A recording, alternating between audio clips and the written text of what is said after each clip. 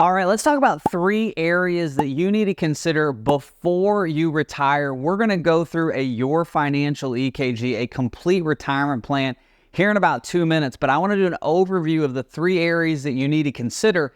And then I want to put those areas into a financial plan to show you how you can address these issues before you step into retirement. The first area you need to think about before you retire is healthcare cost. Now, if you retire before age 65, you're going to be on regular health insurance or the exchange. You got to think about your premiums, deductibles. Do you have any chronic issues that need to have care on a regular basis? What are the cost of those? Once you get on Medicare, are you going to get a supplement? Are you going to do a Part C? Do you need a Part D plan? Fidelity did a study recently, said a healthy 65-year-old couple will spend about $315,000 on healthcare expenses throughout their lifetime. So from 65 until death, they say you spend about $11,000 a year on healthcare cost once you're over the age of 65. That's something that you need to address in your retirement plan. And hey, if you want a financial EKG, if you need a retirement plan, go to the description below, get in touch with us. Now, the second area you need to be thinking about before you retire is lower asset returns. Now, what do I mean by lower asset returns? What I mean is that the money you have in the market, the money that you have invested for your retirement income, the money you're living off of in retirement might not have the same returns that you had when you were growing your money, when you were working. Why is that? Well, when you're working and you're adding money into your accounts, when you're investing, you're contributing, you're saving, you're doing all the right things to get to retirement, you're able to invest your money more aggressively. But now that you've gotten into retirement, we need to back off of the aggressiveness so we don't lose our money. We don't want to have too much volatility on our income, and especially when you have to use that for your monthly income for your retirement expenses and you have required minimum distributions. It's something you need to be thinking about before you retire. Maybe you're projecting out an 8% rate of return while you're working, but it's a 4 to 5% return when you get into retirement.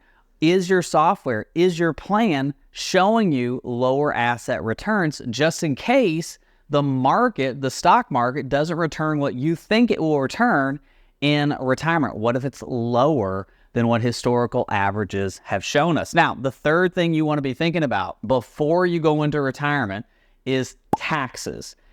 Taxes, taxes, taxes. This is the blood work to your financial plan. If you ever go into the doctor and he looks at you and just says, "Hey, Drew, I think you need to be on such and such medicine," you're going to be like, "Hey, doc, did you do any blood work? Did you check my heart? Did you listen to my lungs?" If he says no, I expect you to run out of your doctor's office. It's the same with your financial plan.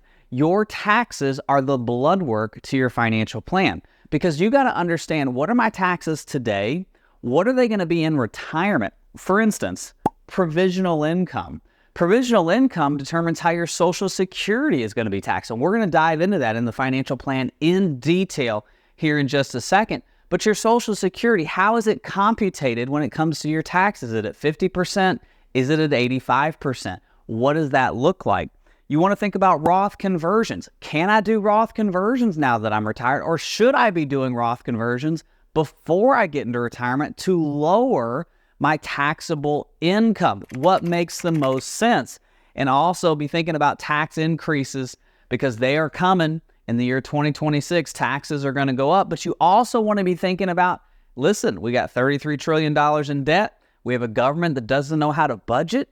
And so tax increases are the way that we're going to pay for our national debt, pay for our social programs like Social Security, like Medicare, which are not bad programs, but the only way at the current moment that we can pay for those is tax increases. And you have an IRA, you have a 401k, you got $1 million in that 401k, well, 80% of that's yours, 20% of that is Uncle Sam's, and 20% or more could be Uncle Sam's if you don't plan correctly.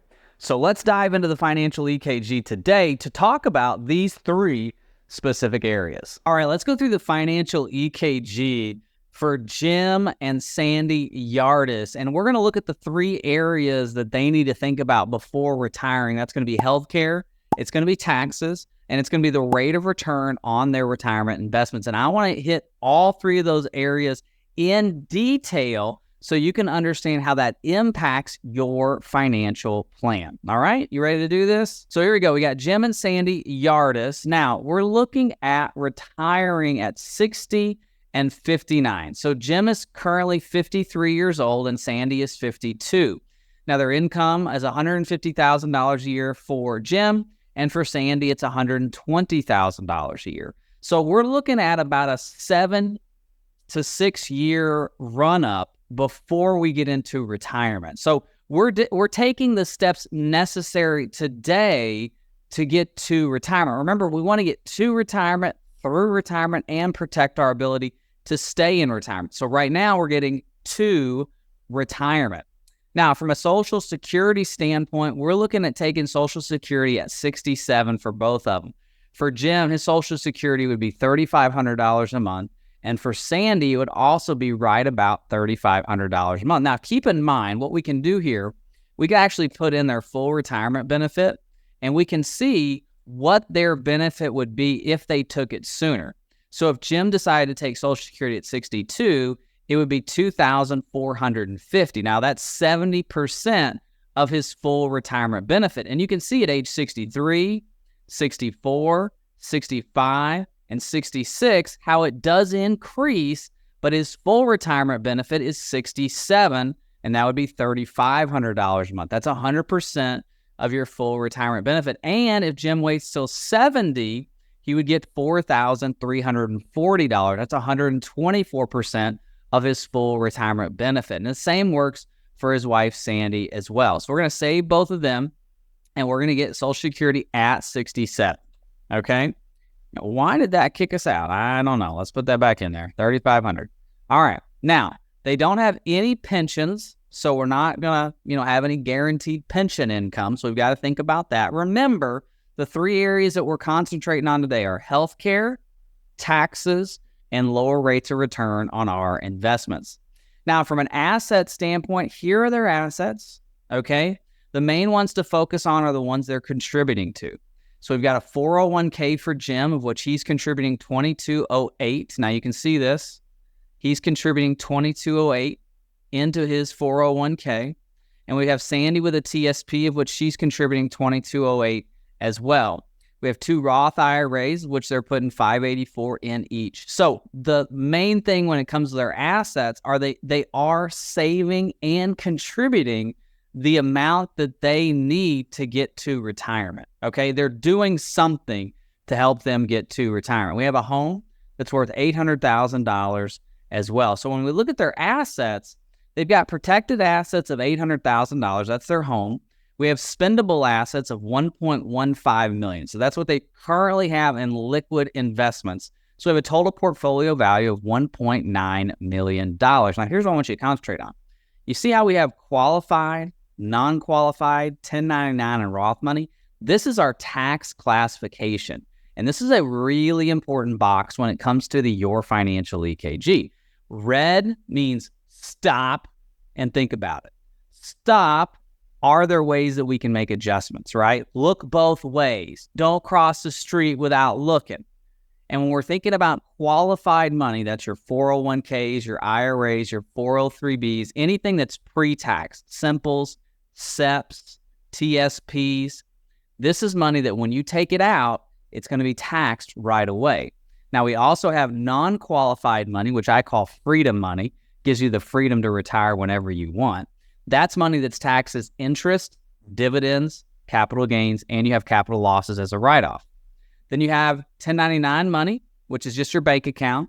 And then you have Roth money. This dark green money is the best money. Tax free. And we love tax freedom. Now, here's what I want you to think about. You're like, oh my gosh, Drew, they got $1.1 million. They're going to be okay. You see this legacy box here?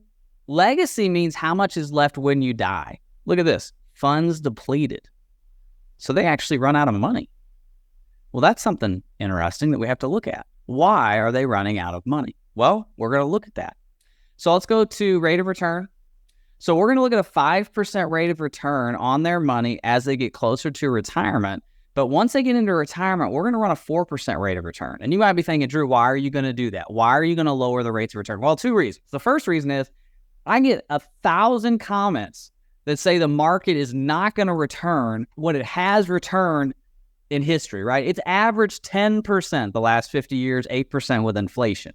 But everybody keeps telling me, and everybody's an expert, obviously, who leaves comments, is telling me that the market's only going to average 4 and 5%. So I'm going to run that. We're going to run 5% going forward, and we're going to run 4% in retirement. The other reason I want to run a lower rate of return in retirement is because when you step into retirement, you don't need to invest like me at 37.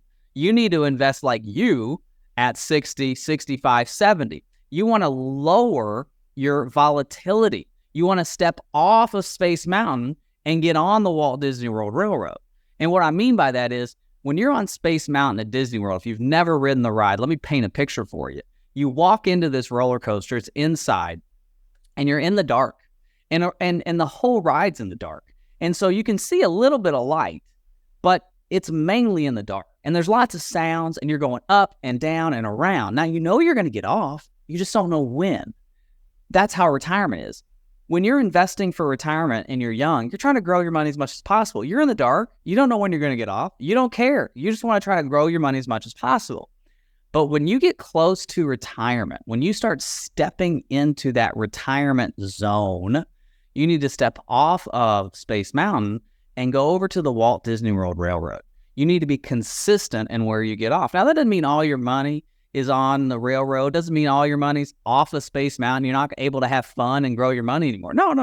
You just need to have a nice balance. And that's why we're showing a 4% rate of total return.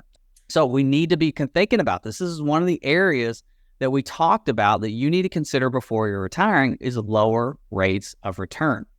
Now, the next area I want to look at is expenses. And this is where we're going to talk about healthcare cost.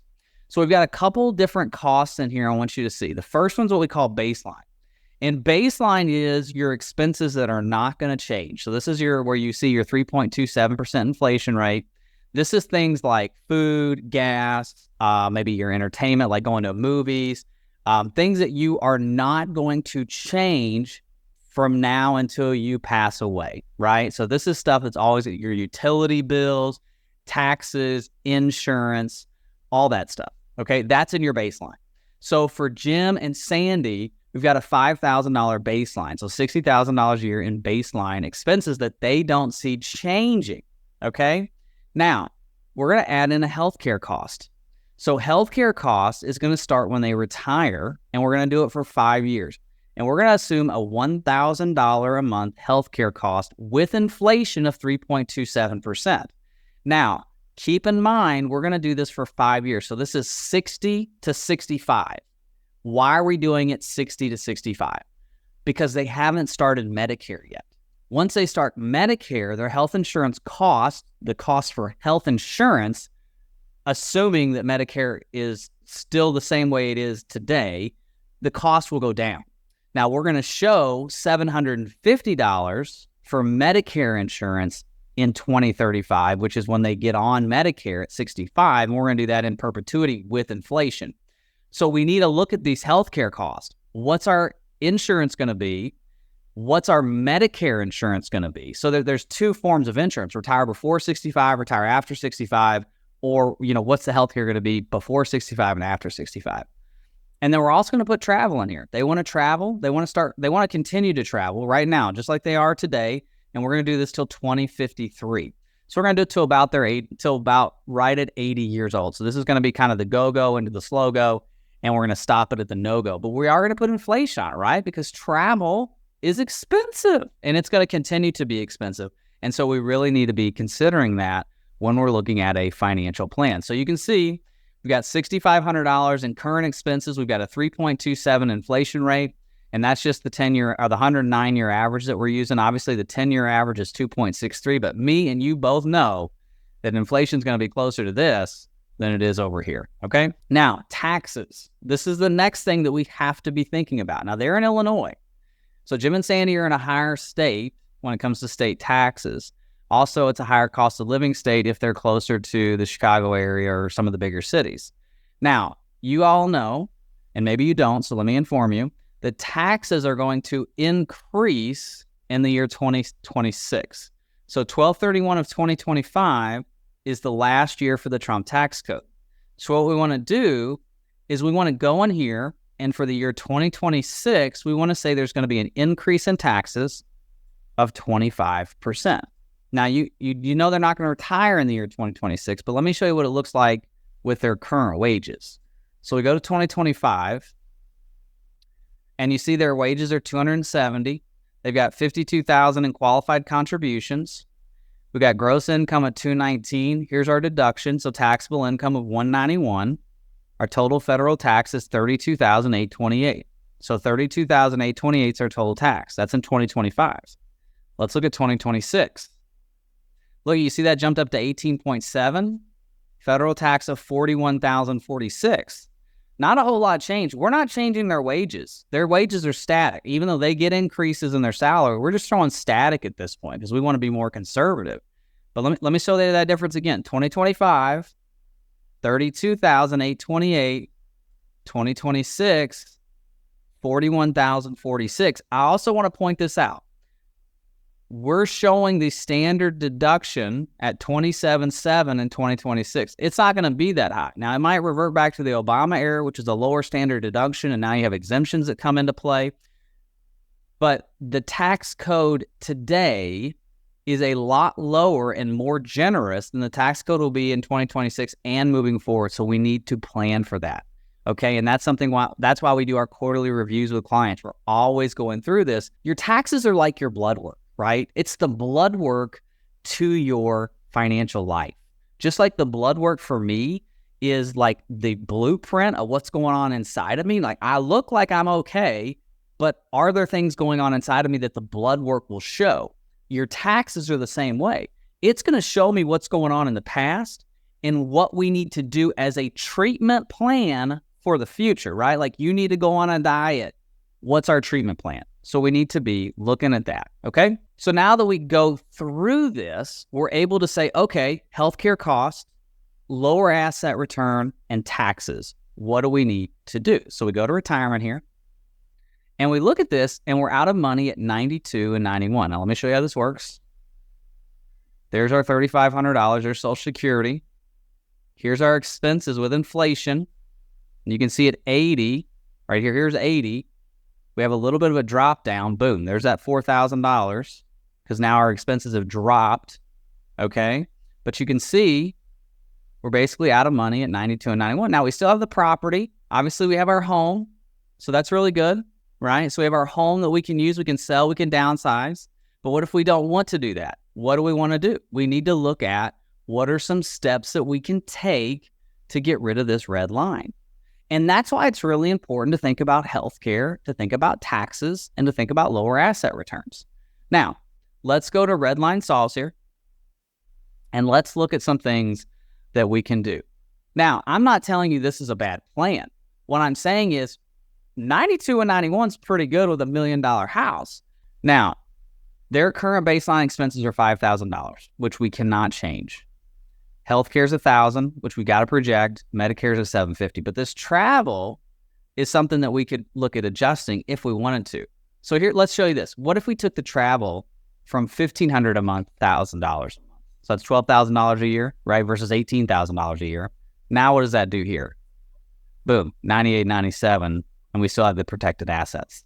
So there's things that we can do to tweak the plan. I'm not trying to tell you that this is something we're trying to take the fun away from your retirement plan. But what we're trying to do is say, hey, maybe this is something we need to keep in mind as we're doing our quarterly reviews. You're probably not going to go on an $18,000 vacation every year or multiple vacations. What if you go on a $4,000 vacation? That money stays in the plan. So still, we feel pretty good about it because we know, hey, that money is still in the plan and this is going to last forever. Now, the last thing I want to talk about is long-term care. And the reason I want to talk about long-term care is because we're talking about healthcare, and it's something that needs to be addressed. So Jim's current age is 53. The current cost of long-term care, $7,026 in Illinois. If he needs long-term care at 80, okay, which is kind of the average, future monthly cost is $16,285. That's a 3.07% increase. Now, this is long-term care. In that case, we'd be out of money, right, at 83 years old. Now, let's say that Jim only needs 2 years of care. Because anytime you're on like long-term care, like 24/7 care, you're like 18 months, unless you have like a cognitive decline. We're still out of money at 82 for Sandy. Now we have this $1 million, so that's great. 82, we sell our house, we downsize, whatever. We got $1 million, reverse mortgage. So it's not a terrible plan, but it's something we need to be thinking about, right? We got to be thinking about all these things. We look at the market. Here's our market returns. What if we run some simple market returns? And let's just say we go with negatives first, which is called sequence of return risk. And sequence of return risk is essentially that you go into retirement and the market goes down in your first few years. Well, that's sequence of return risk, 2000 to 2003. What does that do to our plan? Well, in their case, they're out of money in 79 and 78. We had them going out at 91 and 92. So these are things that we have to think about. You might be thinking, Drew, they got $1 million and living in investments at 51, 52 years old. I know, but it's something we really have to think about because there are added costs. You really got to be thinking about those closely when you're building out your financial EKG. So again, thank you so much for watching today. I hope this helped. God bless. Bye-bye.